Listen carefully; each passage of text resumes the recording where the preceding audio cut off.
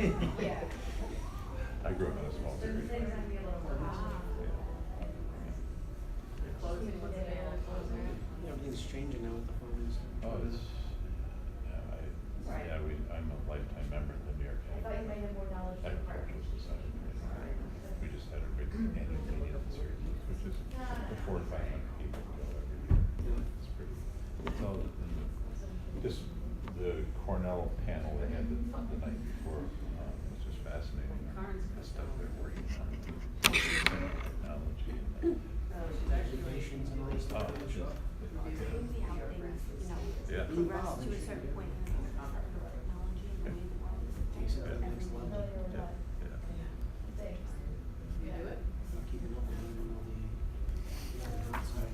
Yeah. Anyway. Yep, if you're farming, you gotta be a. A different way now. Yeah. So much to know, you gotta know how to run a business, how to, the science of what you're doing. Yeah. And crops. Hi there, welcome. Your name? Yeah. Oh, how are ya? Yeah. Hey, how's it going? Ryan, Montana.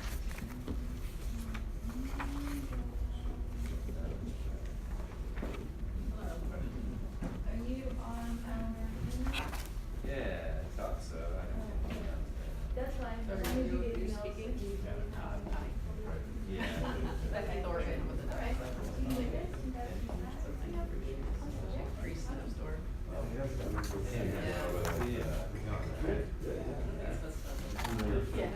That's, You just won't dilly dally too much. Yeah, can I try your HDMI cable?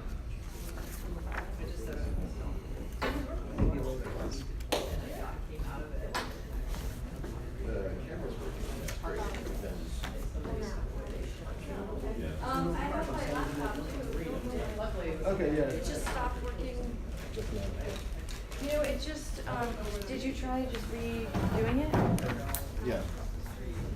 Like restarting the laptop, I mean, you tried that? That I did not. But, Because sometimes when it just goes to sleep, it disconnects. but it's not sleeping. Okay. Yeah. But you might want, I would suggest restarting the laptop. All right, I'm gonna try the cable first. Okay. Well, you've got 4 minutes. Is that clock right, or?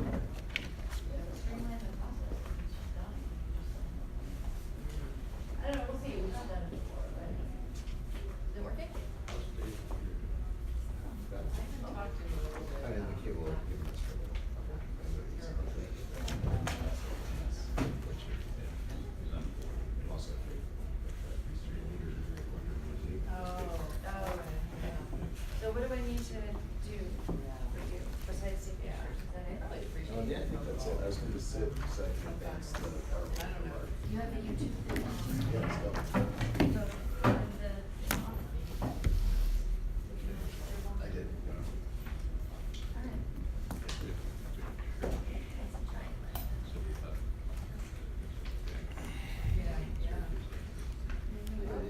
also. Right, so. Yeah, so we get around to this.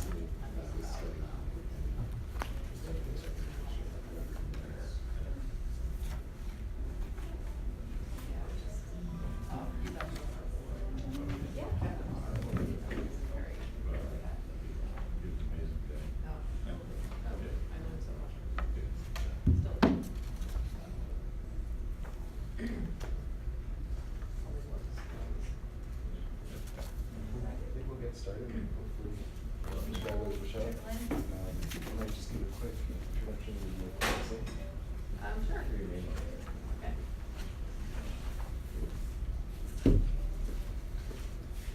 All right, well, good afternoon, everyone who's braved the storm that's on its way. Perhaps we'll have some more people showing up, but I wanted to welcome you all to our second Down to Earth workshop series of this season. I see one familiar face from last Thursday, and we'll have one more workshop this upcoming Thursday that's going to look specifically at farm transfers. But today we're going to be looking at the New York State Agricultural and Tax Assessment Program, as well as some farmland evaluation practices. We have some great speakers lined up, and as a quick introduction, my name is Terrence Duval. I work with the Columbia Land Conservancy. I work on our Farmer Land Owner Match program, which is a partnership with Dutchess Land Conservancy. CLC is primarily working in Columbia County, and this is one of our programs where we get to work on both Dutchess County and Columbia County farmland. So it's a pretty strong program of ours that's been going on for about 10 years, and we're looking forward to continuing that work. Thanks for all of you for coming. So, I'm Becky Thornton, I'm the president of the Dutchess Land Conservancy, and we're thrilled to have you all here today, and we're thrilled to have this partnership with the Columbia Land Conservancy to try to match farmers and land in the best way possible. And so, again, it's great to see you, and if you have any questions about our organization, Erin Hoagland also is here from the DLC, and Marissa's here from the CLC. Thank you. Turn it over so we can wrap up before the snow flies. Yeah, right. So we encourage questions, but then of course, keep in mind, we all have to get home. So our first presentation is going to be from Mark Twentyman. Mark has been a great supporter of agriculture in our area. For about 30 years, he worked with New York State, and included in that work, he worked on this agricultural and tax assessment program. So he has a lot to say about that, and a lot of answers to all of your questions. Mark, can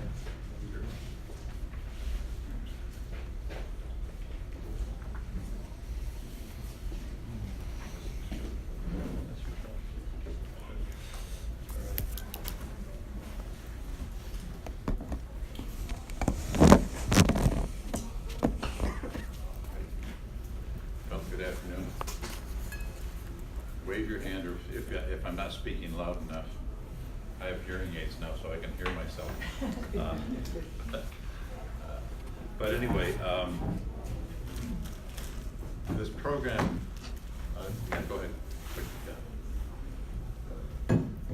That's actually a farm over in the Catskills someplace. Most of them aren't that picturesque. The technology's changed so much, you don't see those kind of structures being built today. Go ahead. So I'm going to just give you as quick an overview as I can. There's a lot to this program. They keep amending the law. I asked my colleague to send me what's changed in the last 10 years, and I said, oh boy. But it's not, there's nuances. They keep tweaking the system because agriculture keeps changing. Yeah, go ahead. But I'm going to cover the ag assessment program and eligibility and how to apply and where to apply, what your expectations can be. There's always, this is kind of a carrot stick, you'll get a break on your taxes, but if you decide to do something different than agriculture with your land in the future, you could be liable for penalties. I don't claim to be an expert on the forest tax exemption, but I can direct you to where you can read about it.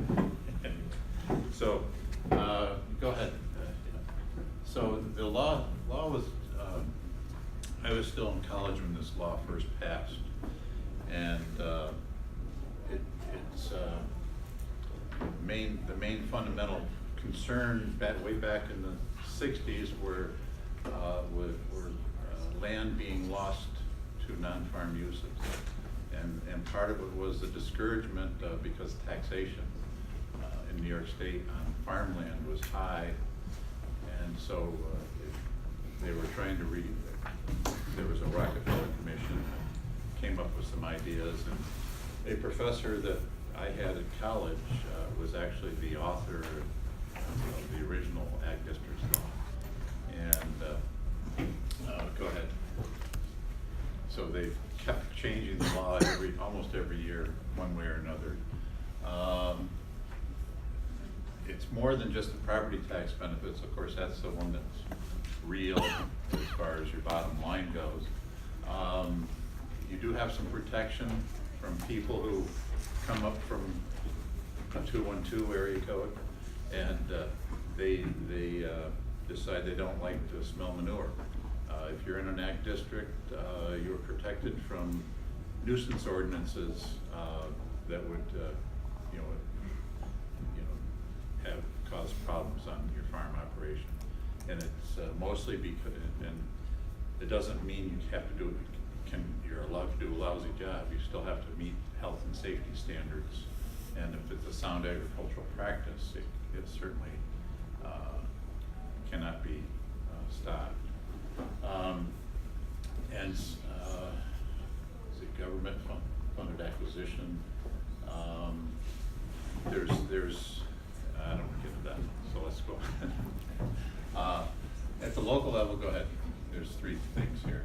The Soil and Water Office, which is in this building for Dutchess County, the one up in Columbia County, yeah.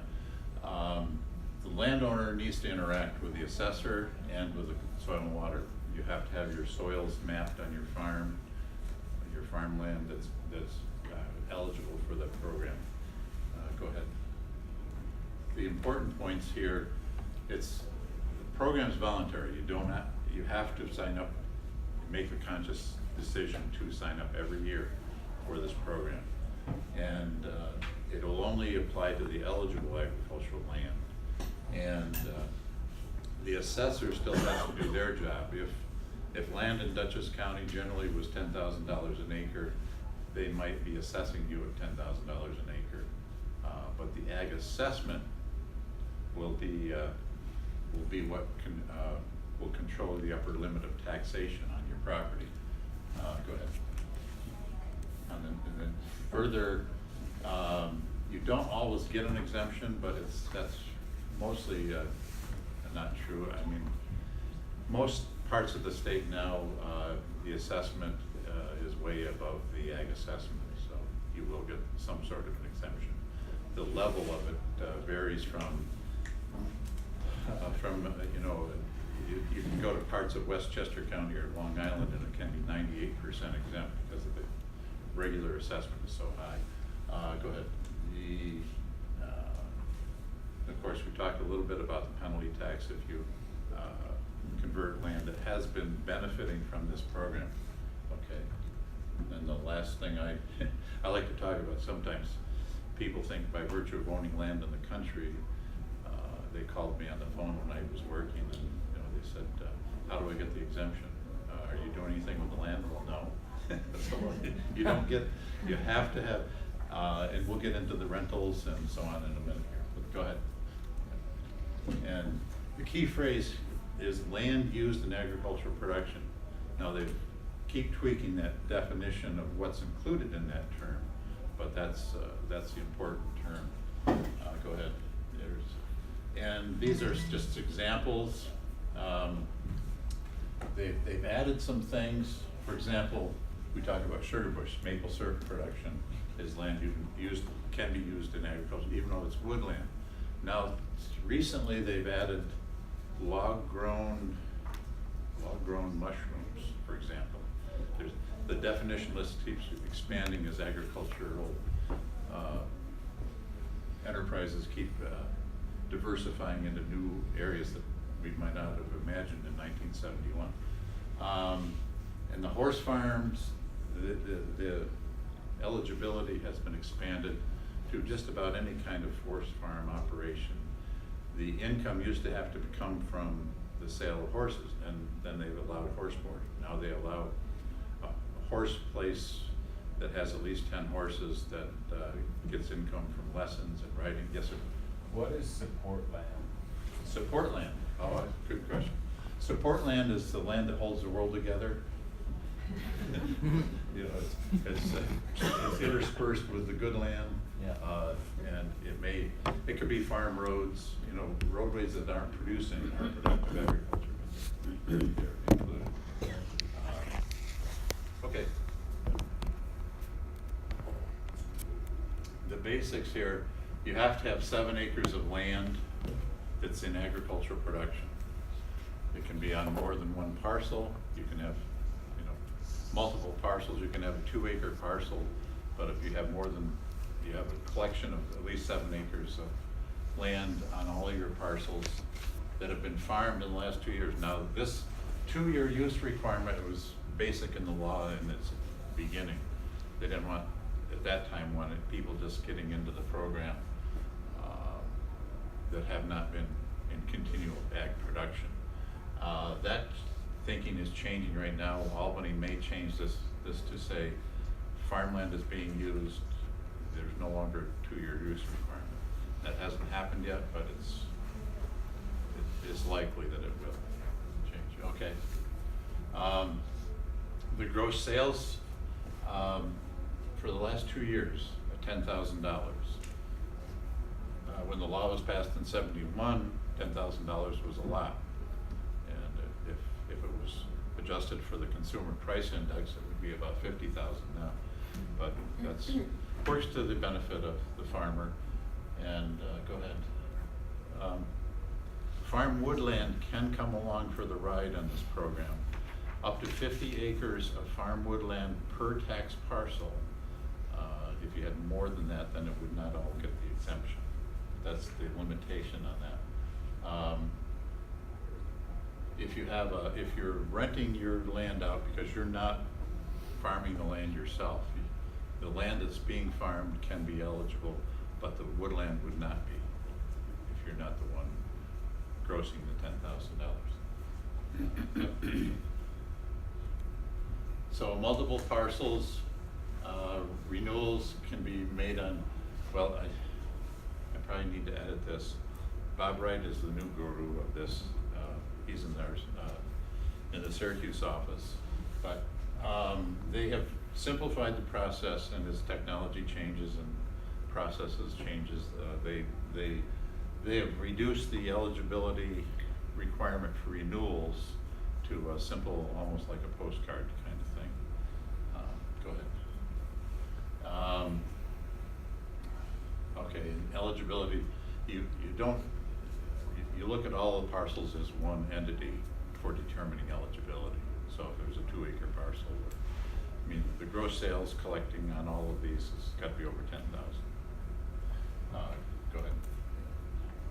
And a single operation is a term that we've used for a long time, just says a distinct agricultural business enterprise. Okay. And aquaculture, if you're growing, water-based plants or fish, that can also qualify for an ag assessment. Okay. Okay. Land under a structure is also eligible. So any, a barn, greenhouse, horse barn, any of those kind of things. The land underneath also comes along. Is a form of support land, I guess you'd say. Okay, go ahead. Not eligible, the land around the owner's residence. Whoever is an owner of that farm, for example, there's sometimes multiple family members, their own residence, the acre or so around the farm residence is not eligible for an ag assessment. That would just get the regular assessment like everybody else in town. Some farms have a commercial aspect to them, whether it be a roadside stand or a farm machinery business. So those things would be excluded. And also, for example, if the farmer was selling gravel out of a bank, that would not be eligible either. Mark? Yeah. Oh, quick question. Yeah. The land around owner's residence, how do they define that? Is that from an area looking at a lawn, or is there a? Yeah, most soil and water office is probably just, sometimes it can be a small area, like, I kiddingly say the Amish, sometimes they'll grow corn right up to the windowsills. But it's usually they just arbitrarily take out an acre or sometimes a half acre, it depends, there's no real. But there are some expansive estate kind of properties where you could have 10 acres, pool, tennis court. Right, that's it. Yeah. So it's kind of a judgment call. Okay. Oh, I'm sorry. What if you had two different operations going on? You have goats, but what if I wanted to do mushrooms in the wood part of my property? Yeah. Would they? You can combine the income. You can, okay, I thought you Yeah. were saying that could be one operation. You can combine the two. Okay, so Yeah. you'd have just, It's okay, all- I've got different things going on, but they add up to 10,000, Yeah. whatever, okay. Okay.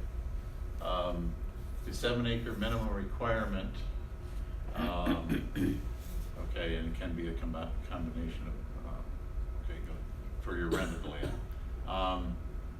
And it has to, this still has the 2-year use requirement, exclusive of woodland products. So your woodland does not come along for the ride. When you're the renter and you're renting to a farmer, okay, go ahead, you have to have a rental agreement with a farmer of 5 years or more.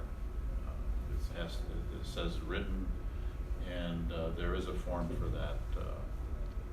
And a lot of this can be found on the Tax and Finance website now. And only the actual production agricultural acreage can, because I participated in a court case where a horse farm on Long Island wanted to say every square inch of their woods was used in agricultural production because the horses walked through it.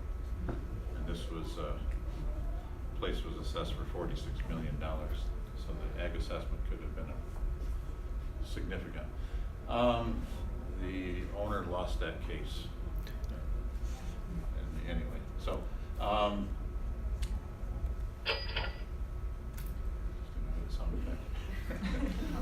gross sales. Go ahead.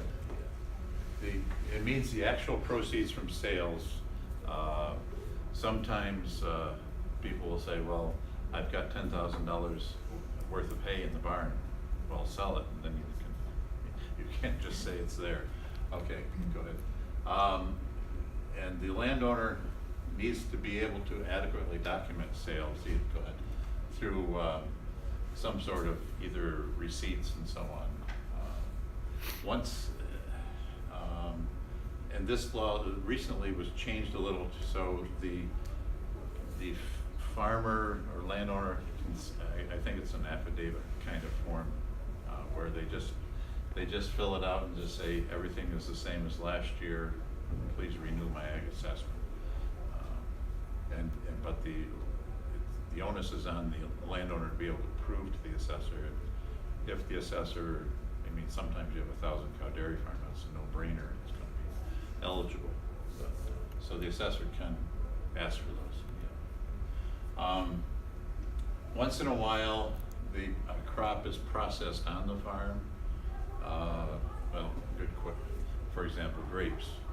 If you don't sell the grapes, they want to take the value of the grapes before they are processed into wine or juice or whatever. That's another way to get to the gross sales requirement. Okay. When the woodland is eligible on a farm that is eligible, there is a limit on the income that can come from the woodland towards that the 10,000 gross sales. if you happen to participate in one of the federal farm programs where you set aside land for erosion, or there's many reasons, you would find that the land can continue to be qualified for an ag assessment. Proof of income, the burden of proof always rests with the applicant by either business records, check stubs, the 1040-F form. The assessor cannot demand the 1040-F form, but it's one way to show. But a lot of farms can just show a few receipts to get to that 10,000. It's gross sales. It's not, as you know, dairy farmers probably would like a positive income right now, but it's not looking good for a while. Go ahead. And horses, go ahead. Horse boarding was added.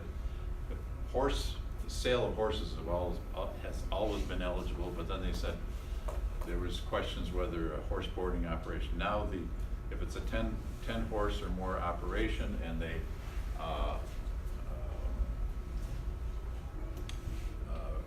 board horses and they meet the sales, the hotel bill basically for the horse is over $10,000. They can qualify for an ag assessment.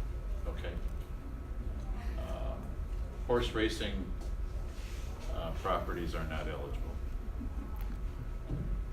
So to apply, you need. Oh, sorry. Go ahead. All right. Am I missing a slide? It's possible. Oh, okay, something happened. Okay. Well, we can stop there. To apply, you need to go to the Soil and Water Office, and they will map each of your tax parcels into the various soil categories. I think I've got it mapped in a little bit here. And it's all computerized now. It used to be when we first started, we were counting dots on an aerial photo overlaid on a plastic grid. Now it's all digitized and they can do this pretty quickly. There is a fee for that, and each county's different. I don't know what Dutchess is. It was $35 at one time. I think it's 40. It's 40. So every county sets their own rate. So for each parcel, it would be 40 in Dutchess County. Okay, go ahead. So when they classify your land, there's 10 mineral soil and 4 organic soil classifications this is how it matches up with the ag assessment numbers. The Soil and Water Office does this, and then the assessor double checks it. Go ahead. Okay, here's the I don't know how clear that is, but this is a soil map. These orange lines are the delineations from different types of soils within the property. Okay, go ahead. And the worksheet looks like this when you're done, and that gets submitted to the assessor. And March 1st is the deadline just about everywhere in New York State. There's a couple of exceptions, but not Dutchess or Columbia. So you take that to the assessor. Well, this is written for Ghent, which is Columbia County, but here in Millbrook. And there's of course, it's like any law, they change and they make exceptions. If there's a revaluation or annual update, you may have a 30-day extension past March 1st for applying for the ag assessment, if that's something that's going on. You have up until grievance day, or the Board of Assessment Review Day, which is the 3rd or 4th Tuesday of May. If there is a death in the family, once in a while the person that does all the paperwork all the time passes away and nobody else knows what to do. And they do have, this gives them a little extra time. And once in a while, natural disasters, flooding and so on have allowed farmers to miss the deadline because they were occupied with other things at the time. Okay. You should be in touch with your assessor to find out if you're going to be approved for the ag assessment. And once in a while the assessor may say, if you're a small operation, starting operation, they might want to see a little bit more to make sure they're not granting an exemption. because the assessors, and it's happening more now than it used to, the controller's office has been going in and checking assessors' books in local offices. In the last 3 or 4 years, they've been doing this, and then they're finding errors where the assessors granted an exemption that they shouldn't be, and so on. So that's why they're pretty careful about what they grant. Tax savings, you don't really, there's no way to say whether it's, $200 an acre or $5 an acre until this is all calculated out through the process. And so go ahead. Yeah. This is an older soil worksheet. The top number now for the very best soil in New York State is about $1,100 now, $1,100. It's gone up slowly, and it is limited to about 2% annually now to increase. Okay, well, we can, just before I go any further, I mean, I should have told you, ask questions anytime and you have, but if you got anything. So is the idea that a better quality soil is more valuable so you get a bigger tax savings, or you're taxed at a higher rate? You're taxed at a higher rate because of the quality of the soil. Can you expand a little bit on how they determine the amount of, how the assessor determines the amount of the agricultural assessment? It's through the calculation. In other words, if you had all 10, if it was $750 and you had 10 acres, it would be $7,500 would be the assessment. That would be what you'd be taxed on. The assessor may have, 30,000. That is the amount you get taxed on, Right. notwithstanding the exemption. Right. No. Without an exemption. Well, yeah, because the regular assessment may be much higher than that. Okay. Yeah. But just the way this lady said, then if my land is not the top, but it's the lesser amount, say $500 an acre. Right. That's what they'd multiply. And that's, so in fact, the worse land you have, the better savings you get. Yeah. That's If assuming the assessor, sometimes the assessor will assess the higher land at a higher rate, and so there is, it depends on who's doing it. We only have 1,000 different assessing jurisdictions in New York State, so. Yeah, isn't there, Yeah. there's no guidelines in the law about how the assessment is to be calculated? Yeah, there is, they do training. I used to train assessors on the ag part, but yeah, But the law provides, certainly the tax law provides exactly how you compute what it is. right. And it's all computerized now, once they plug in the numbers. No, but are there rules in the law which tells you how it's to be computed? Yeah, that's all spelled out. But assessing also remains a qualitative assessment. The question you're trying to ask, the clarity on how they assess it, Yeah. two assessors can come up with two different numbers. But the No, calculation is set in the law. But Right. are they required, or does the law provide that you value the value of the farmland that's being protected by that chart and value per acre? No. This is the assessor may say all of your land, regardless of where it falls, is $3,000 an acre. But then when you apply for the ag assessment, this places an upper limit on what your taxes are going to be. So I don't know if I've answered your question. I can always stop by, but it'll, yeah. So the last, when I left New York State. Got another question. Another question. I'm sorry. When they're looking at the woodlands, Yes. does maple sugaring get treated as As a crop. a crop? Yeah. And do you look at regardless of the size of the sugar bush? You look at, if you have 100. I mean, if you got 100 acres of a sugar bush, Right. would the 100 acres fit, or does the It gets- woodland restriction? No, Okay. it doesn't get, that's the Okay. benefit of it. Okay, so a 100 sugar acres- bush is a productive enterprise That's right. versus a It's woodlot Yeah. that I'm just In harvesting. fact, the with. Soil and Water Office should delineate that woodland as if it was a field of corn. Okay, okay. They map it into the soils, they would assign the right numbers. Versus I'm using it as a woodlot. Right. Okay. Yeah. So how am I doing that time? Maybe 5 minutes and then questions, if that Okay, works. all right, yeah. Well, conversions is real simple. It's a change of use of the property to a something that's incompatible with agriculture. Go ahead. You become liable for payments if you've been benefiting from this program and you change the use of the property. Okay. Sorry, when you say liable for, because I've heard that like if you change the use that you could be liable for taxes going back several years. So Right. can you elaborate on that? Yep, it'll come along. Go ahead. So within 5 years of the last time you benefit from an ag exemption, or 8 years if you're not in an ag district.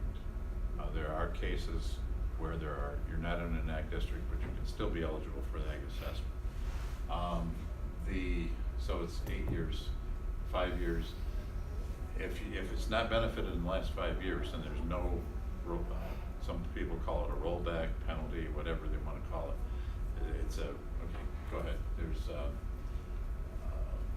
ahead. The conversions, deliberate physical change, residential, commercial, etc. Go ahead. And they're not, okay, land that is idle, if you just let land stop, it may stop being eligible for ag assessment, but it won't be penalized because there's not a physical change to the land. Eminent domain proceedings, highway expansion or whatever, that simply filing maps for a subdivision doesn't trigger a penalty until the actual bulldozer comes along and changes the use. Or land that's acquired or purchased for public use. So if the town decides a piece of your farm is good for a town park, that would not be, even though you benefited, you would not have to pay a penalty. And the interesting thing is the penalty runs with the land. So if you were a buyer of farmland that's benefited from this program, that liability would go to the next owner that makes that use change. It doesn't. It's like a lien, I guess you'd say. But they did write in some language into the law for oil, gas, or wind energy. So, and I think solar is maybe they've added that too. So anytime these enterprises come into farmland, that is not a conversion. Selling land, so you said, selling land to a developer is not considered either? No, not It's until only if you develop it yourself? If you develop it yourself. But once the physical change occurs, regardless of who's doing it, if it's within 5 years, there is a liability. Okay. It's simply the 5 times the tax savings. In the last year you benefit. If you saved $1,000 in taxes in the last year, it'd be 5 times that $5,000. I think there's a minimum charge now of $500 or $1,000 for a conversion. And it's also, it's a compound interest calculation of 6%. But it only applies to, if you have 100 acres and take out a lot for even if it's a family member, you take out a lot for a house, the penalty is on that 1 acre only, not the whole farm. So it can amount to a very little bit of money. It's not always that onerous. Good. This is an ag district in Columbia County. I don't know how good that shows, but it just shows it's kind of a patchwork quilt of land throughout the county. Go ahead. And now you're required to disclose if land is changing hands. It's required in the real estate transaction to disclose that it's in an ag district, and that it's I guess it's to alert people buying land in the farming area that they're going to be subject to noise, dust, and odors of agricultural operations. And it's confirmed at closing. There's a form 5217, which is New York's full sales reporting bill. Now we're going on to farm building exemptions, and the 10-year exemptions is the old one, and that just got extended for another 10 years till 2029. But they keep extending it every 10 years that it comes up for renewal. Special purpose buildings, 483A, that's like a silo, for example. They're 100% exempt forever. The 10-year farm buildings, if you build a horse barn, you could get a 10-year exemption on the value that you've added to the property for 10 years. Historic farm structures, that's a 483B. It's not used hardly at all, to my knowledge. Temporary greenhouses, any structure that has a plastic or polyethylene covering is 100% exempt. If you have a glass greenhouse, it's still, you can get a 10-year exemption, but it will be taxable eventually. Migrant worker housing is exempt from taxation. Now, there is a 483E, and that's for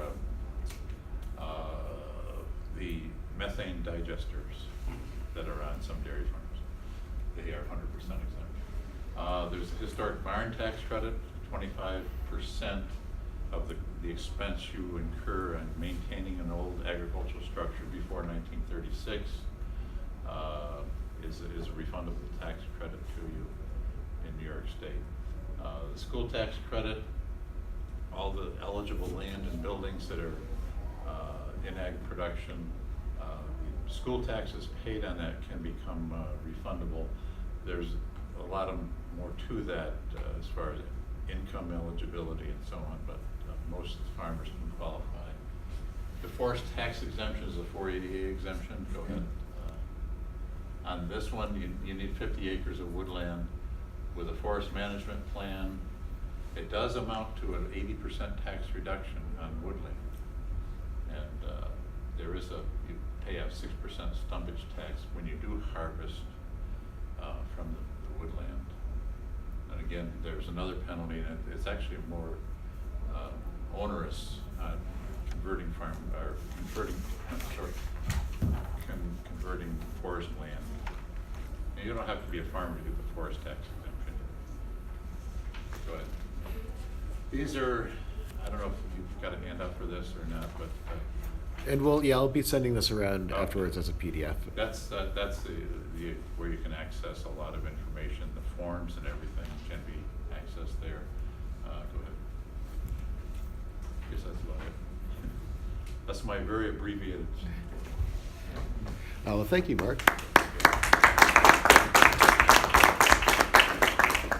And are there any questions before we start to move on to farmland evaluation? Just on the leasing. So if I enter into a 7-year lease, I'm the landowner with the farmer. The lease payment has to be at least $10,000? Lease plan can be zero. Okay. Yeah. And Yeah. Do I have to demonstrate that the individual leasing the land from me is earning $10,000? Yeah, the assessor will ask that question.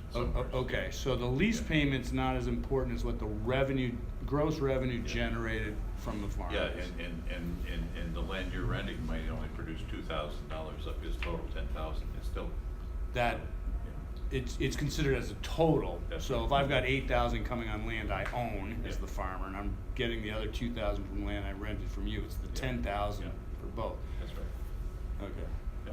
And it's got, I'm assuming, a written lease. Yeah. Yeah. Yeah, I have another question about leases. I know a gentleman who's leasing 2 different properties, and they're both pasture for the same cattle enterprise. Yeah.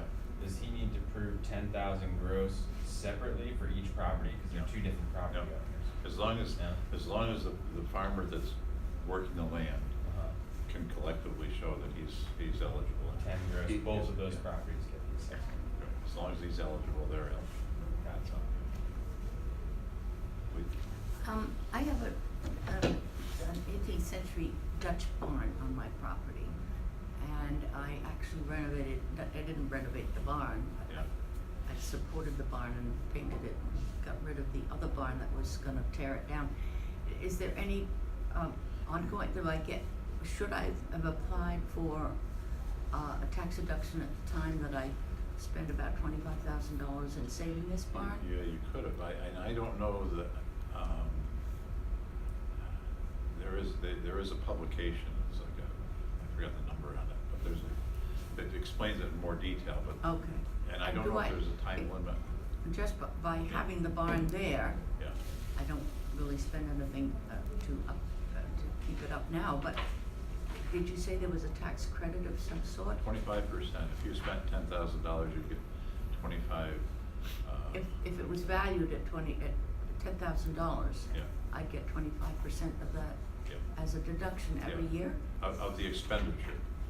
Whatever you expend to keep that barn. Oh, I see. No, yeah. Has nothing to do with the value, it's just another.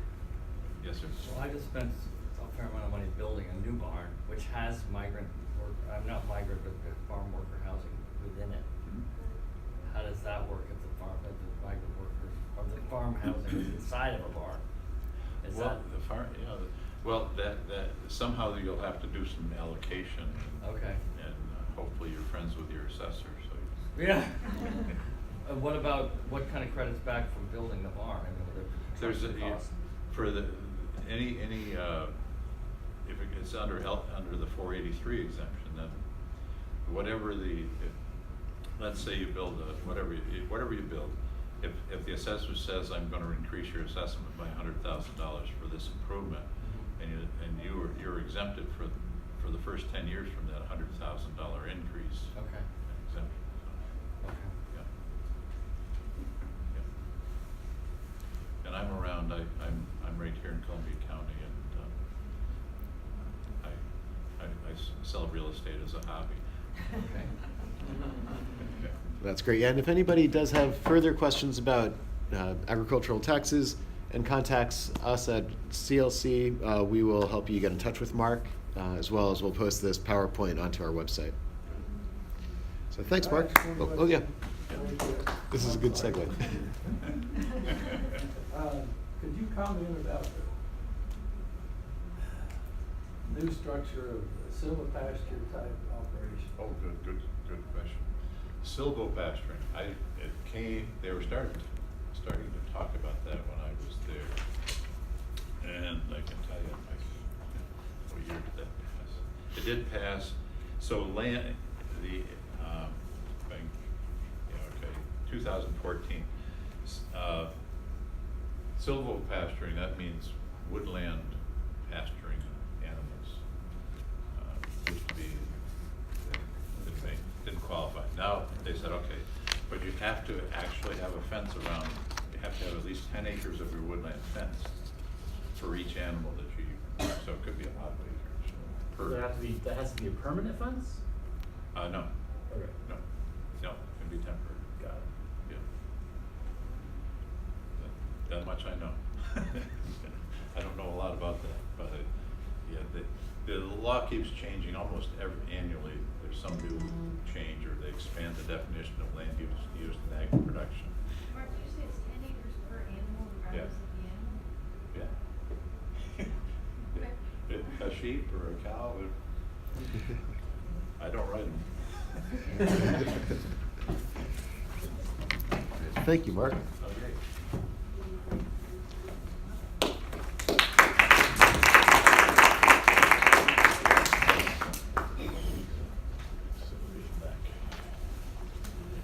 All right, now we're going to change gears a little bit and start to look at farmland evaluation.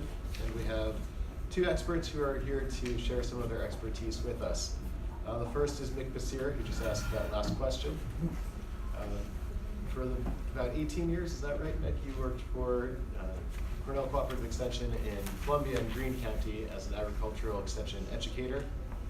And now he's continuing to do consulting in his retirement while continuing to, as a hobby, as you continue to manage some of your family land out in Oklahoma, I believe, as well. So Mick is going to talk to us about how you would go about looking at a piece of land and what you should be considering when you're thinking about the viable operations that land can sustain. And then once Mick is wrapped up, he'll stick around to answer some questions along with Jim Yance. I'll give more of an introduction at that point as well. Yes.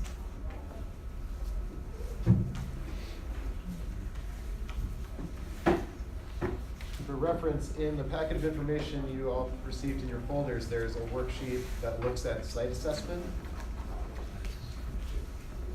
Well, maybe we can hit on some highlights of things.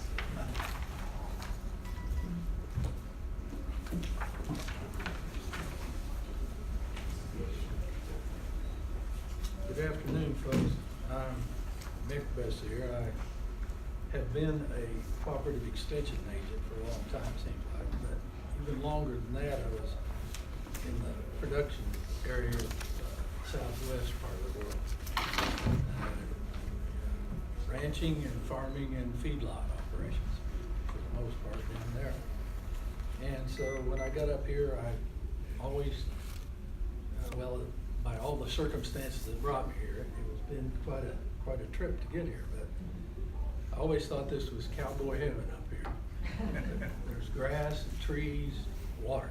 And that's one of the things in the Southwest you have to run up against every once in a while, is there's not an abundance of trees. And sometimes there's no water at all for a long time.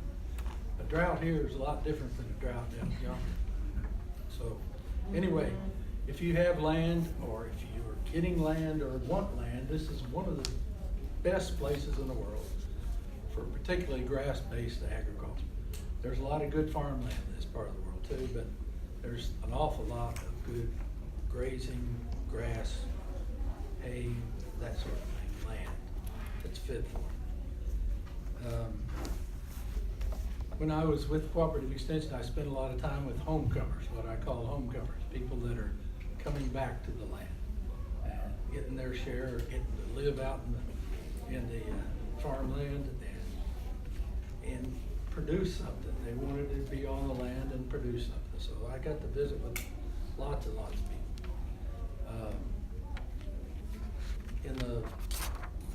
For 15 of the 18 years, I was doing grazing plans for folks, meaning that I would move from one place to the other and do an assessment of their farmland or their cropland or whatever, and then draw up a conservation plan that would show them how to rotate pastures and that sort of thing, and build fences and have water. So I did that in all the counties up and down the Hudson Valley.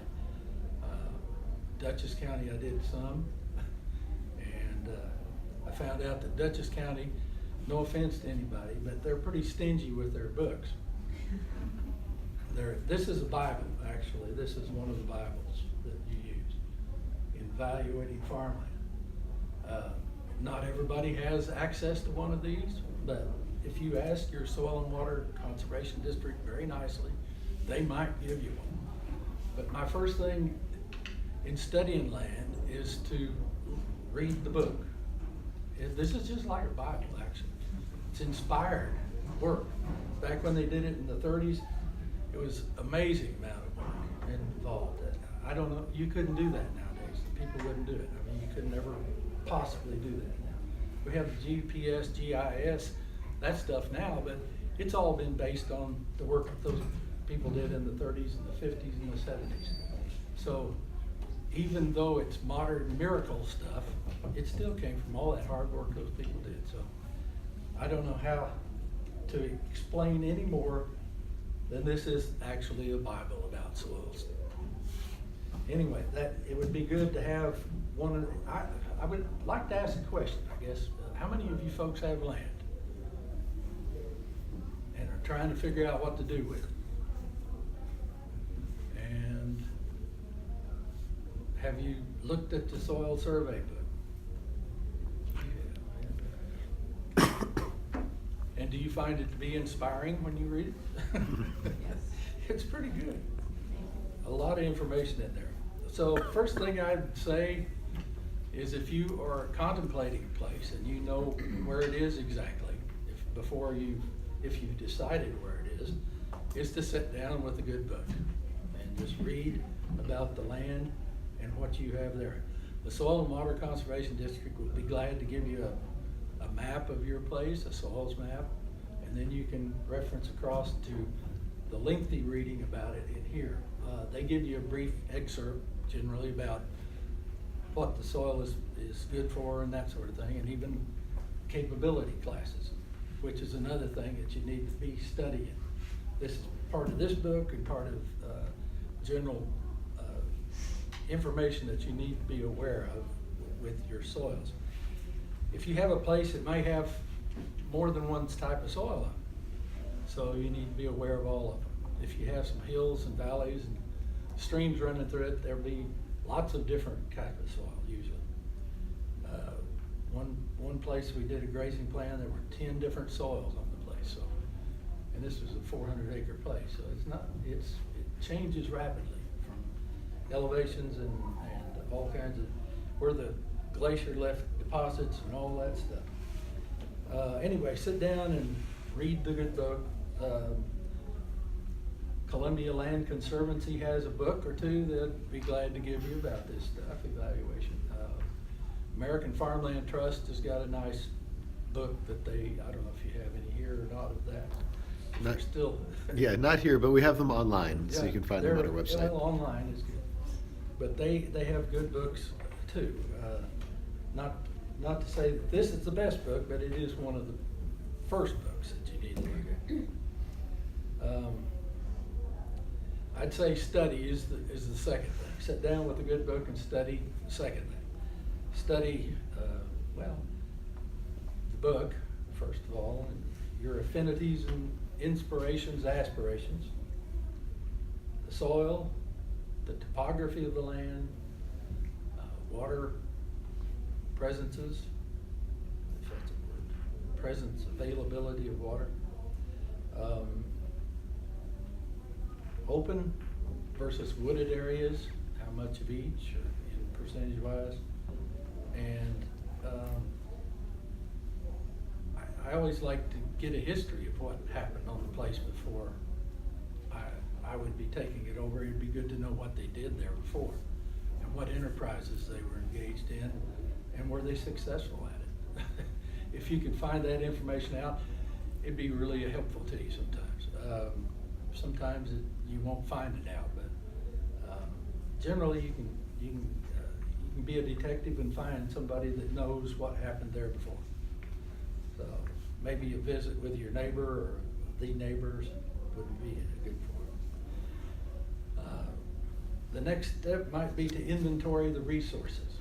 Now that's something that can take a little doing. How much good land do you have? The first thing to come back to is what is the soil capability class that you're dealing with. Each of these different soils that we talk about that you might have on your place have got a different capability class that is attached to it. Usually it's valued not as Mark had on his chart, but there are 8 different classes that we use in the soil. 1 being the best and 8 being probably a rocky hillside with a few trees growing on it. So that's something to understand from when you get the map and you look up the soil types and have your name and a capability class along with each one of those. So that's study. I mean, that takes a little bit of time to do it. But that's the first thing I do when I look at a piece of property is to try to understand what the soil capabilities are. Because you know, some people think they're gonna, I'd say it this way. I would say purchase your land with an enterprise in mind rather than making the land into your enterprise. Because it's hard to do that. So for instance, if somebody wanted to grow organic carrots and they had a piece of hillside property with a 7 capability class, it's going to be real difficult for them. They're going to have to haul in soil or something to make that work because you really aren't going to change it that much. You need to put the nutrients in the soil and get the soil up to its capability. That's one of the things that you can do. You can't change the capability class, but you can make it all it can be by putting amendments in as needed, pH as needed, that sort of thing. Well,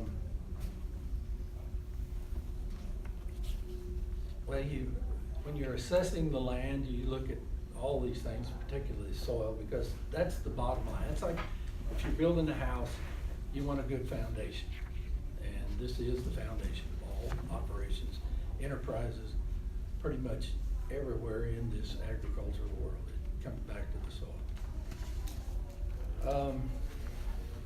When you assess the land, the buildings, the equipment there, all those things are part of the study that you're doing. And when you inventory your soils, of course, and the other things you have. And you inventory your financial statuses and even your human resources whenever you start doing this. Because it may take a partnership of you and your spouse or your loved ones or friends or neighbors. But some people have strong points and some people don't like to do certain things. Some people like to work with livestock and some people don't. But if you have that included, somebody's gonna have to take care of the livestock as well as the farmland or cutting the hay or whatever it may be doing. But anyway, human resource is a big one too, and what happens in the future. If you have chosen an enterprise or enterprises to go on the land, that's great. And if you have the capability class that will support those enterprises, it's even better. And like I said, it's easier to fit the land to the enterprise than the enterprise to the land. Some people buy land because it's beautiful and hilly and got trees all over it, and it's nice. I mean, in New York, it's really hard to find an ugly place. There's some folks down home where I come from, there's some ugly places. I mean, really desolate looking places. So up here, it's really nice to have trees and the hills and the streams and lakes and all that. But if you're choosing for an enterprise, it's not, maybe it is on the hillsides, maybe it's perfectly good place, but the soils in those hillsides will tell you whether you can do these different things. And much as I harped on it when I was in cooperative extension all the time, but it's really good to do a business plan for what you are going to happen to be doing on your place or want to do. This is good for lots of reasons, but the main thing is it gives you a roadmap of where you're going, and you can look back over where you have been, actually, see if you're meeting all your objectives. I would say that you really do need to evoke, and enlist alliances with supportive agency personnel.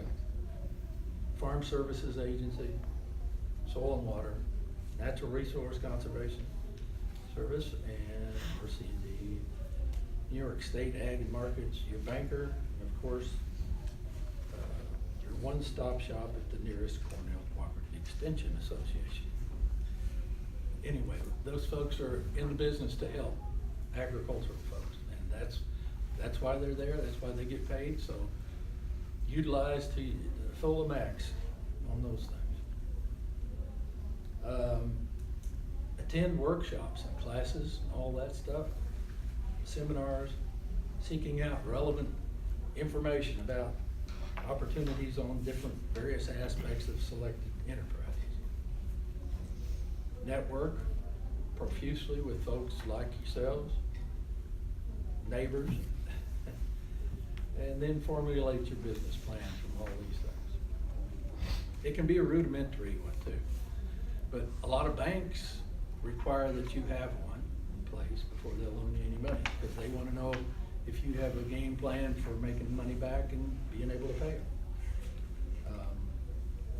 So the biggest thing is it helps you. If you're marketing, I always prescribe as the crow flies marketing.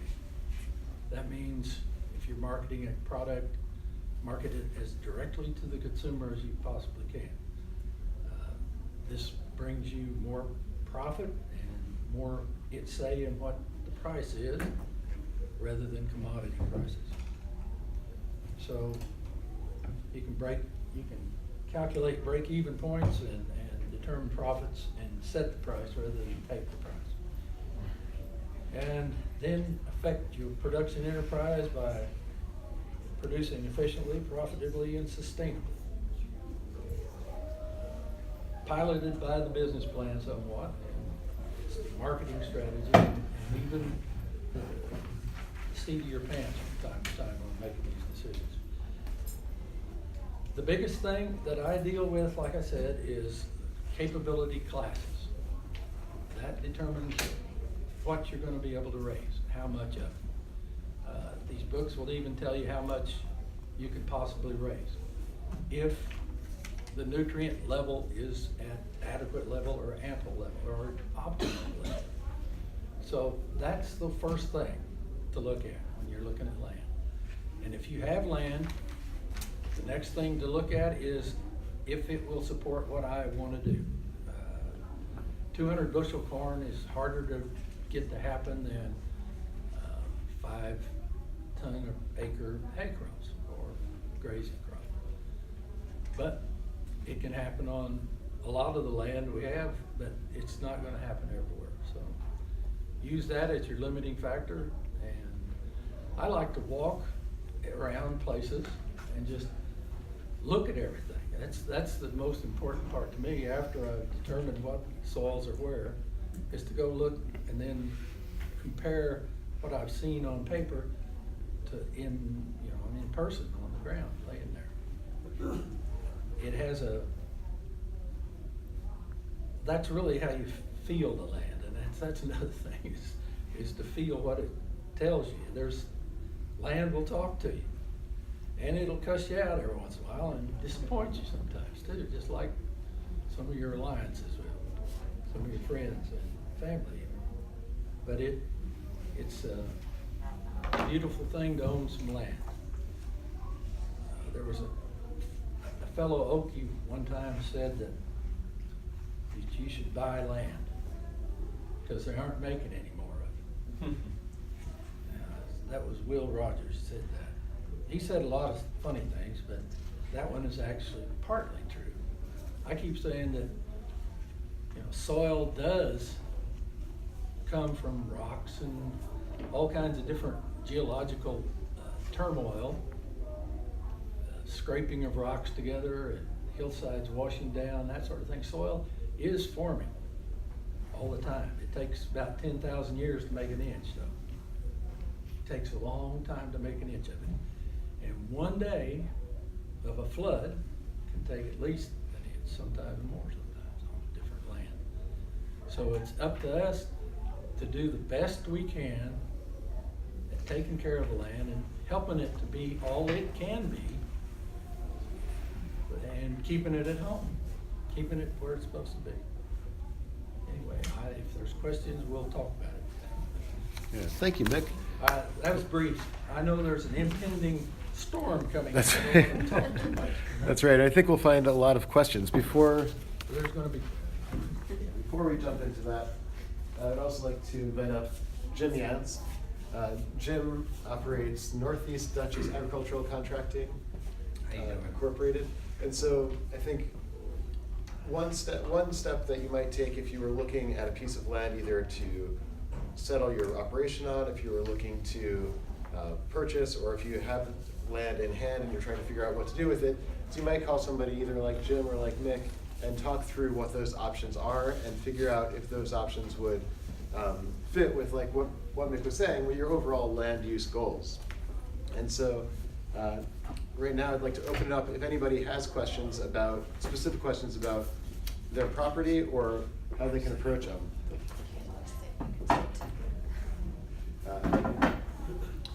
Specific questions that you would like to ask Mick or Jim, then now's a great chance. I'm curious about the agricultural distilleries. I've seen a lot of them popping up around here. Are those, does that $10,000 rule apply to if you sell $10,000 worth of distilled spirits? Mark, that can tell you that story. No, the agricultural product that contributes to that, the value of that would have to be figured out, the grain or whatever else. The sale of the spirits in the end does not, Does not apply. No. So what would be the sale then? it'd be, in that case, Probably like the grapes, kind of like. it's the same idea with the grapes. What were the grapes worth before they were crushed into juice? Okay. Yeah.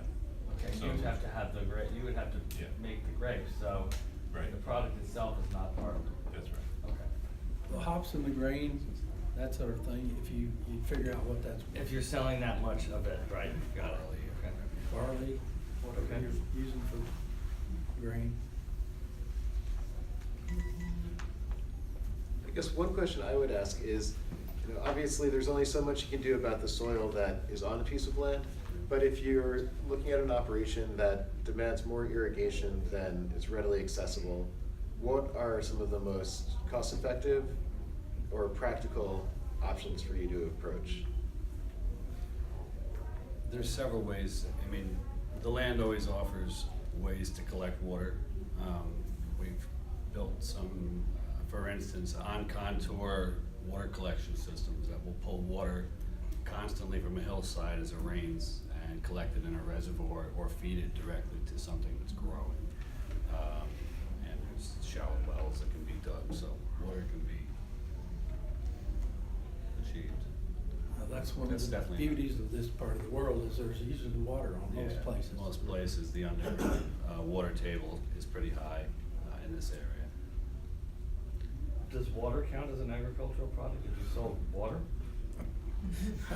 I don't know that question. I'd have to say no to that. I don't know. I mean, if you were selling water to a bottler, I don't, I don't know for now sure, because but I'd have to you can't say do probably gravel, not. you can't do a mineral.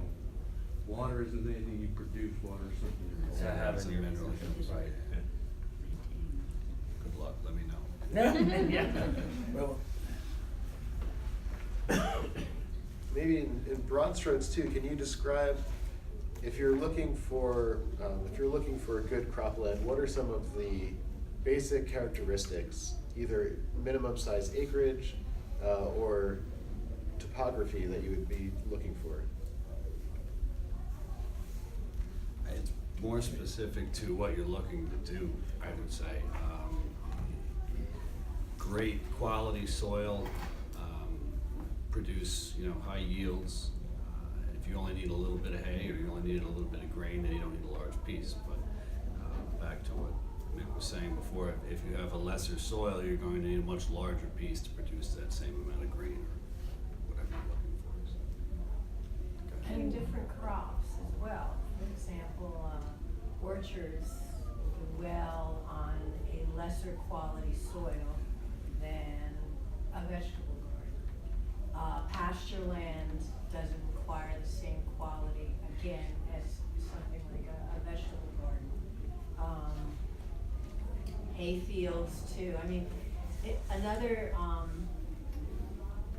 sort of online way of assessing, there are sites online where you can look at what, as you were suggesting, what was farmed there in the past. Most of this area was farmland, and a great proportion of it was apple orchards. So you can go back to like 1936 and see what was grown, and see like the drainage system. Drainage is actually a bigger issue than lack of water. What kind of drainage systems were in place. So you can replicate what was done by a farmer in the past, but most of the land here is usable for something. But not every piece of land is going to be able to support the most fertile being, which tends to be close to the river and flat land, like vegetables. I have a question. You mentioned going back to old. Is there a good place to go to get Yeah, that? there is a website. Dutchess County Parcel Access. That'll let you go back to 1936. It's pretty interesting. It can pinpoint it. You can overlay current maps, so you can watch from the 50s to actually 36 to 40, 55, 65. Yeah, you can see the whole history, really. So you can see if there was a pond dug on your property and before it was a swamp or a wetland, or what they actually used. And like she says, the water, trying to obtain water is easier in this area. It's always in the way. And farmers have struggled with that for years, and it doesn't matter if it's clay ground, it just makes the whole area very impassable. If it's gravel, it's hard to hold your minerals in the soil. It likes to leach out, you lose your lime, you lose everything. But there are fairly simple ways of working this. I mean, you don't have to put in like a complex system of drainage. You can just work the soil like a lot. Jim does a lot of drainage work and creating like contours in the soil so you can fund water runs naturally. You can enhance the surface of the land to capture the natural flow and redirect it as you may, as you need to. You can also, with various cover crops, amend soil and bring Green manure back starts to bring back the nitrogen. nutrients. And Caravelle and Niverville, they will analyze your soil samples.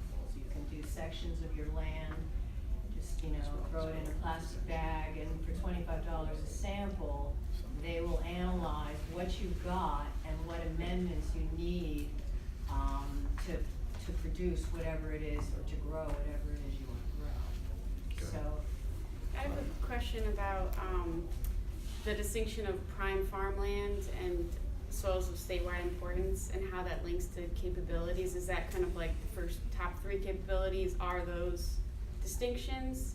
And then the second question is, if we're looking to buy land to do grass-based livestock or veggies, should we just not look at land that is listed as not prime or not of statewide importance? I would say no to that. I mean, I think that if you're looking for grass-fed beef or any grass-fed, pasture ground is relatively easy to maintain and grow. So what I'm saying is you can have great pasture on a number 5 grade soil, so to speak. You don't necessarily need, loam to grow pasture ground. So you wouldn't want to buy a mountaintop, but some gentle hills certainly aren't the end of the world. Your class 1 versus the other classes, soils of importance, that can include, well, generally 1s and 2s are going to be prime soils. Those you won't see any 3s in the prime very seldom. But 3s and 4s are adequate for about anything if you keep the nutrient levels up. But they won't, if you had them all at the same nutrient level, optimum nutrient level, the 1s and 2s will outrun the 3s and 4s, like he was saying. It's just, you go farther down you go. 5s are predominant, well, a lot of the grazing land is 5. And there's some 6s too, but you get into 7s and it's real sparse, and you can only use that as supplemental feed or something else, but it's not, you can't go in there and rotationally graze it and get much out of it. It's just every once in a while. When it's a good year, you can get something out of it, basically. That's basically what it is. The pH balance is probably the most important thing to keep in mind. Lime, simple lime, a couple tons a year per acre goes a long way, and every 3 or 4 years. So like having a class 5 soil would be good enough to have a sustainable grass-based Probably. livestock business. If you had 1s, that's just kind of like cream of the crop, but you won't really see as much advantage as compared to like if you have vegetables on class 5 versus 1. Exactly. I know we talk about lime. I was Googling a lot of things. Calcium was coming up also. What's your opinion on that? When you, like Joy was speaking, the starting point is to take soil samples, and when you do that, they'll break down the percentage that you need of potash, of lime, magnesium, calcium. It depends on what you're looking to do. If you're trying to be organic, probably want to stick with lime and keep your fingers crossed, so to speak. But if you're willing to supplement it and bring the pH balance and everything up to where it needs to be, you're going to see results much higher. That's actually, liming or pH factor is really more important than the nutrients, because sometimes If the pH isn't right, there may be nutrients in the soil, but it can't pick it up. The pH too low particularly, and, we got some pretty low pHs around this part of the There definitely is, you know, ground that you see that's full of goldenrod or weeds usually has a very low pH balance. And again, soil sample tells us, that's the Bible that tells you what's going on. And, you know, once you buy the property, you start with a soil sample. Every couple of years, you can take another one and see a database grow. And you're going in the right direction or you're not. A lot of people use compost to fertilize with.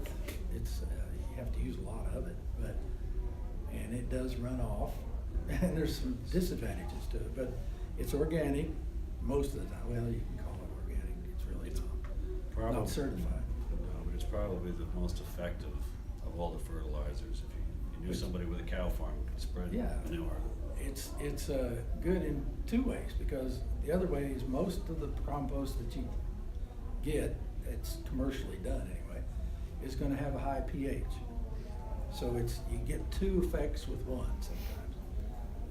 You can get the pH up, sometimes it's up to 8, even more than that sometimes, but pH on compost is generally high enough to actually affect the pH of the soil very much. That's a thing with gardeners that use tons and tons of compost year after year. You actually get a high pH in the soil, and they aren't growing as productively as they could. So compost has got a limitation to it too, but it's really good stuff if you can keep it on your place and keep it in where it goes into the ground, making teas and all that stuff out of it. Mick, you said something that reminded me that I heard many years ago. I hadn't heard it before, but the question will go to both of you. One was, listen to your farm. She'll always tell you what she can grow. And I'm assuming in both your lines, how many times do you come across people who refuse to listen to their farms and insist? All the time. Okay. Every day. So my question is, They aren't listening. how do you teach someone to listen to their farm? Good question. I mean, I guess when you say that, it's really about knowing how to use the land, use the farm. You know, that's probably the best way to put that. Your orchard should be on the hilltops. You know, your pigs should be in the wetland, in the swamp, and in the rich ground. And you know, some of your use the prime farmland for your crops, and leave the streams alone to do their thing. And it's about doing what's right for the land more than anything, I think. But as far as teaching someone, you know, that's the trial and error thing. Kind of, or It speak sounds to like, somebody who's- but I guess it goes back to what you're saying, is if you're looking for a particular, if you've got a particular enterprise in mind, it significantly reduces the available land. It's easier to fit an enterprise to what the land can support than to find the land to support your particular enterprise, is what you're That's telling me. That's exactly I say right. all the time. Yeah, people make that mistake a lot.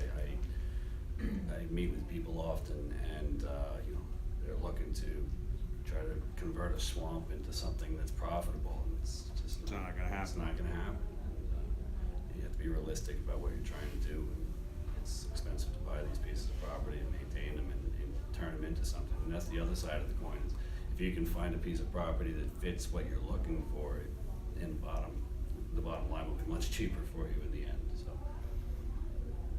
There was a saying that went with that.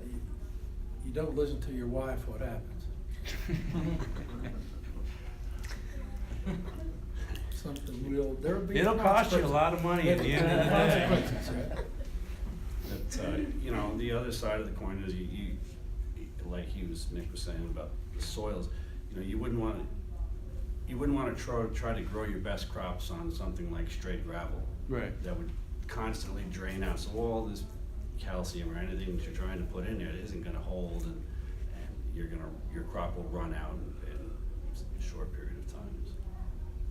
And with the weather the way it is anymore, it's pretty tough to take a shot at what's really gonna happen. I made hay for many years, and it's depressing to see the rains not stop. So. Were you gonna talk about the farmland advisors program? Sure. Yes.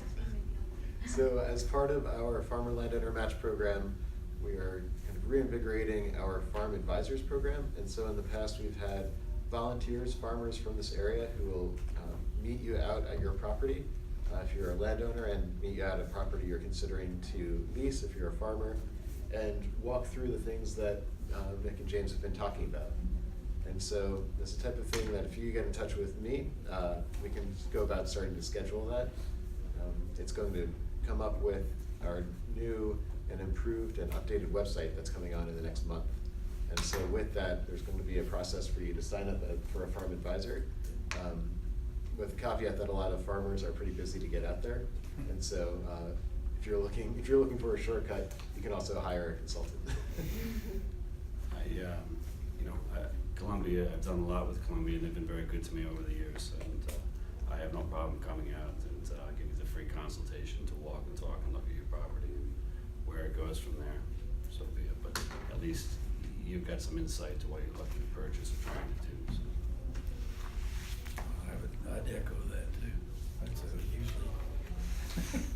I mean, Consulting service is not making a lot of money. Because we do that. But I enjoy the challenge sometimes, It's fun. people wanna buy the property and you can meet and you walk and you talk, and in their eyes, they wonder if it's feasible to even make it happen. And, so it's challenging, and I find some enjoyment in helping people, move along with what they wanna try to create, so. Well, thank you both, and thank you, Mark.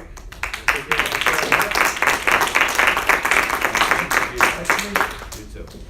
I hope everyone gets home safe. There's lots of food you can take for rations in case you get stuck on the way home. I would definitely take some. Please do. Terrence, nice to meet you. You too. You too, yes. Great seeing you. So I saw the video over mountain. James is going to be going over mountain. We talked about the hilltop, the use of improvements. We'll look into, we'll put some crops in there and whether it's, Perfect. That's what it needs. it's a great piece of property. It doesn't get much better. I'm excited to see. See how it comes together. We've done a lot of work. It's great to see something. So it's much bigger to see. I know. Thanks for that. So are these books actually even still available? I love these books. Yep. Are they? Because I was gonna say, I thought that copies were short and, short supply now.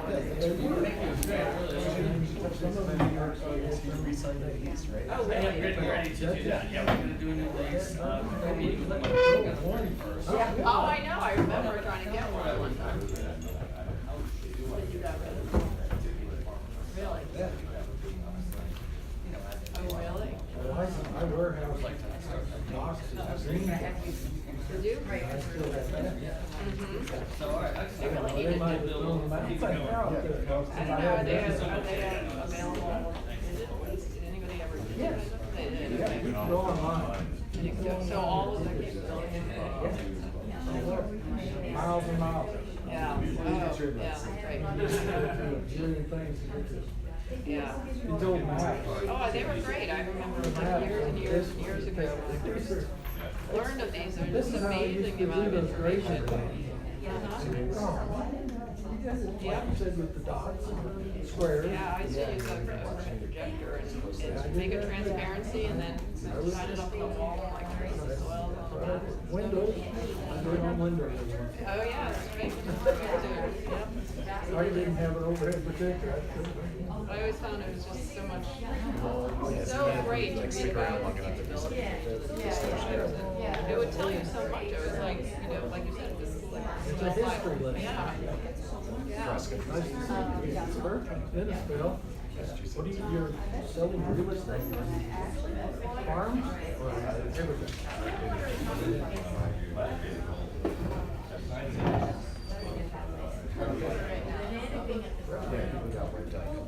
I guess. I mean, guy leaving, they didn't give the guy.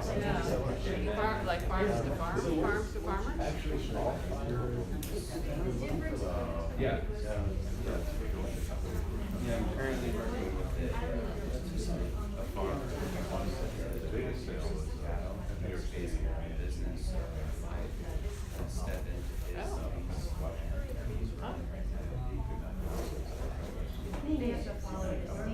taking over the land, potentially taking some sugar and that's keeps the herd. It costs us some places, where they go inside. Oh,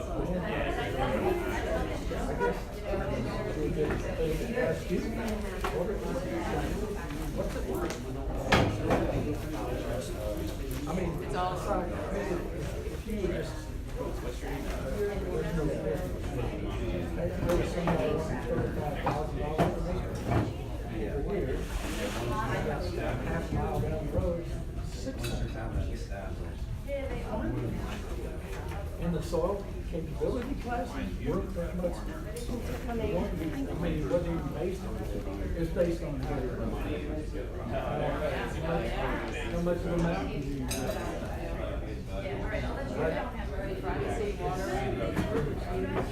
People ask you on this chart here, how much is land worth? Not good, $1,500, $2,000 an acre. Everybody thinks they're gonna be marked land when you start talking to them. Mine's worth $2,000 to sell to other farmers. Anyway, it's funny prices. Are you in the land business? Okay. What's your name, man? Nice to see you. Well, I enjoy it. I like this talk. I enjoy it. If I can help it. So where are you from? Oklahoma, Texas. That's where I learned how to talk. I haven't assimilated the dialect properly. I have a brother-in-law.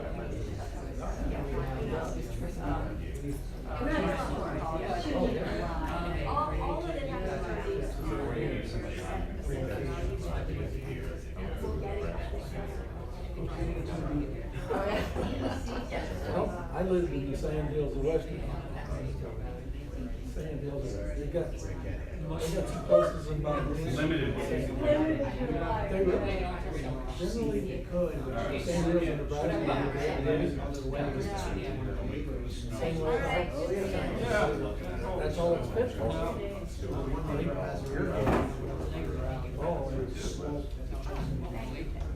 Yeah, irrigation. How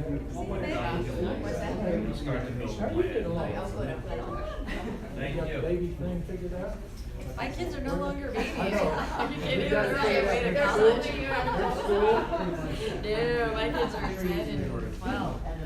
They're like, no, I'm sorry, I said that totally wrong. My kids are 7 and 10. My sister's kids. Yeah, but they're getting to my 10-year-old is every so often has these glimpses of like preteen. It's almost scary. It happens. Keeps growing. I know. Yeah, we got a karaoke machine for Christmas, so our house has been blessed with teeny bopper karaoke music. It has like flashing lights and I do not. We know Taylor Swift way too well in our house. I try to embrace it. I'm kind of an ODD artist. Music's kind of okay. Somebody told me once when they turned 13 that they totally changed. Didn't believe it at all, so came home, my daughter turned 13, came home. She's upstairs in the room, the music's blaring, never had before. Her door's closed, never, kept her door closed before. So she opens the door, she comes out, and she's got a baby, and I'm like, whoever told me things changed. All right. Like, I'm 13-ish. And you just have to find that right, like, do I be a parent, do I set the rules, or do I just let them be who they wanna be and just step back? I know, yeah, I'm pretty sure my 10-year-old, and I couldn't tell, is that chopstick or is that the lip gloss, like, what we could use for this cool chorus concert? Yeah, I'm just not gonna say anything, whatever. Make it through. Well, I'm gonna go before they Yeah, right. close all the roads. I Yeah, think they were right. fixing to close the road. Oh. How, the trucks. Yeah, you're good. Well, then you're coming all the way down here for this. So you're back in town or are you going away again? I'm here for a while. So the only thing I was thinking, so we have It's to. winter down there too, but not quite as winter as it is here. Yeah. Go out there, I get frustrated, because I just stay there and do a lot of stuff. And a lot of guys. And I don't, you say 2 weeks or 3 weeks. It's been all the rain. You don't get anything. What do you got? We have Have a party I again? think it matches your shirt, actually. It's a new CLC green. Great, thank you. Thank you. It's always educational. Well, if you all wanna go traipsing around in the wilderness, great. Don't like to see you. Yeah, that site visit we did was extremely helpful. I'm around, I'll be around. If I'm not, I'll tell you. You won't be able to get hold of me. Well, we might be kind of picking up an interest, and so also kind of getting the program back online. We had to sort of revamp it, because it was just the farmers were out in the field and the landowners were getting so frustrated that, you know, it was taking them like 3 months, so, but hopefully it will, we gotta always have a lot of interested people wanting to get people out on the property, it's I was thinking like the other coordinating it, options so. are, the only things Great, that so, so now when somebody requests an advisor, they'll have, they'll get kind of a short sheet of reading to do, and one will be how to read a soil map. And it'll give them a little homework to do, so that when they do meet with an advisor, they're kind of starting. Yeah, sometimes everybody checks yes they want it, so it's sort of like, you kind of have to do a little work, yeah. Just, you know, show that they're really interested in it. It's a lot of somebody's time. No, they say you use that for the line, I said, there's no back to that. What about sand? So then I'll say the salt, They don't on the back of the pickup or Well, I think something. having somebody explain kind of like what can be done here. They like it, they- If you wanna do that, you can do that, but it's gonna require these steps to help focus them towards. Pretty cheap. I mean, the It good comes back thing pretty is, cheap. you know, I have some neighbors around here that there's almost a feeling makes you look like a little piece of weed, right? I mean, Yeah, it's they're not like a new good. vegetable CSA. Right, wants to do something else, Big time. whatever. Yeah. Yeah, but, yeah. There's so many things you want that you don't have the Airbnb. Well, that's interesting. I'm more worried about. I've been hearing more, you know, people have been talking about mushroom cultivation for a while, but I hadn't run into many mushroom farmers. Well, that was interesting the other night, the See, it's workshop we just, did, it's just, on the steep side. yeah, what's her name, Dawn? Dogwood. Hillary Corson, Corson's daughter, so she was saying that she is a beef operation, and she Yeah. was saying, anyways, and so it was average beef operation just to